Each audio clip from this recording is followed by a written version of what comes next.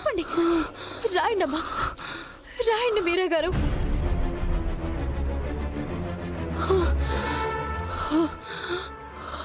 మీరా గారు, మీరా గారు,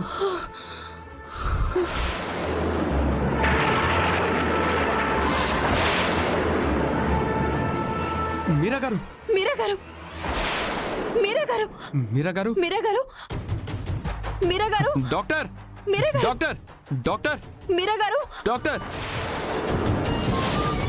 మీరా గారు, డాక్టర్, మీరా గారు. నేను కూడా డాక్టర్ గారి గురించే వెళ్ళాను. అర్జెంట్ ఆపరేషన్ ఉంటే థియేటర్లోకి వెళ్ళారు సార్. ఏమైంది? ఏదో చెప్పబోయిందండి, మాట రాలేదు. పేపర్ మీద రాయిపోయింది. సడన్ గా అన్కాన్షియస్ అయింది. కోమా పేషెంట్స్ కండిషన్ ఇలాగే ఉంటుంది సార్. ఎప్పుడు నార్మల్ అవుతారో తెలీదు, ఎప్పుడు సడన్ గా మళ్ళీ కోమాలోకి వెళ్తారో కూడా తెలీదు.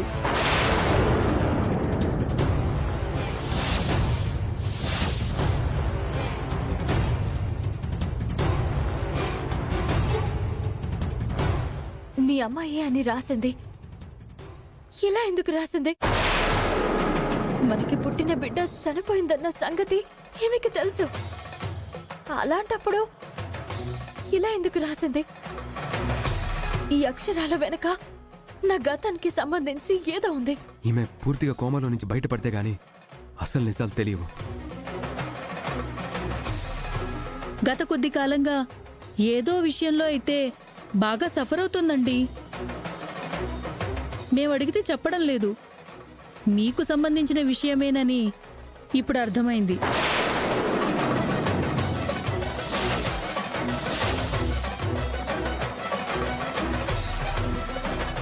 నారాయణరావు గారు స్పృహలోకొచ్చి మిమ్మల్ని పిలుస్తున్నారంట.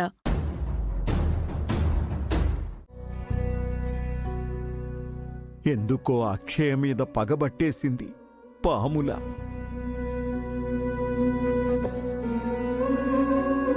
అక్షయ భవిష్యత్తు గురించే నా బెంగంతా. అలా అని ఏ అనాథ శరణాలయంలోనో వదిలేయలేను. నా ప్రాణం ఉండగా అది జరగదు. అక్షయను బయటికి పంపించేయాలనుకోవడమే కావేరి ఉద్దేశం. అందుకే విషం నిండిన సూటిపోటి మాటలు అంటోంది. మాకా వయసు మీద పడుతోంది. సూర్యోదయం చూస్తున్న మేము సూర్యాస్తమయం నాటికి ఉంటామో లేదో తెలీదు.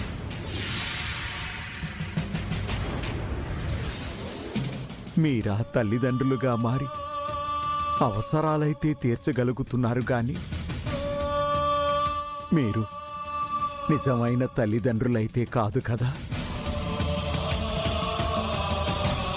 కావేరిని ఎలా ప్రతిఘటించాలో అర్థమవ్వడం లేదు. మీరేం కంగారు పడకండి, బెంగ పెట్టుకోకండి. నేను రేపు మీ ఇంటికొచ్చి కావేరితో మాట్లాడాల్సిన తీరులోనే మాట్లాడతాను. ఇప్పుడే మెలకువలోకి వచ్చారు కాబట్టి ఎక్కువసేపు మాట్లాడించకుండా ఉండడం మంచిది. రేపు మార్నింగే డిశ్చార్జ్ అయి వెళ్ళిపోవచ్చు. నేనిచ్చే మెడిసిన్ మాత్రం జాగ్రత్తగా వాడాలి. ఓకే? Sure doctor. నారాయణరావు గారు, టేక్ రెస్ట్.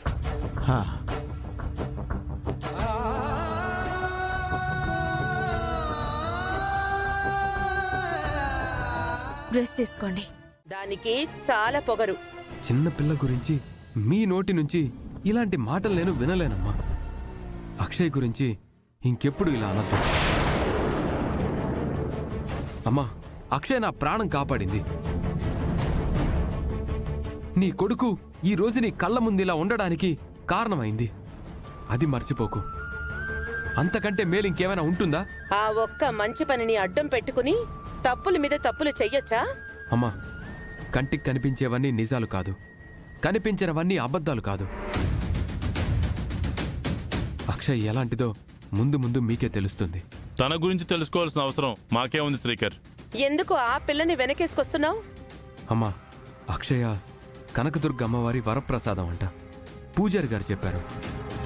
అమ్మవారి అంశ అంట. అందుకే చదువు కోసం బయటికి వెళ్ళకపోయినా వేదం నేర్చుకోగలిగింది.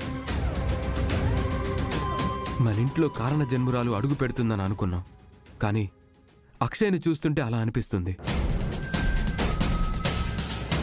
నా కూతురు బ్రతుకుండుంటే అక్షయ్లా వినయ విధేయతలతో పద్ధతిగా ఉండేదేమో. బయటి వాళ్లను నా ఇంటి వారసులతో పోల్చకు. అందరికీ అలాంటి అర్హత ఉండదు. మనసులు మారాలంటే దానికొక సమయం రావాలి. ఇప్పుడు మీకెన్ని చెప్పినా అర్థం కాదు.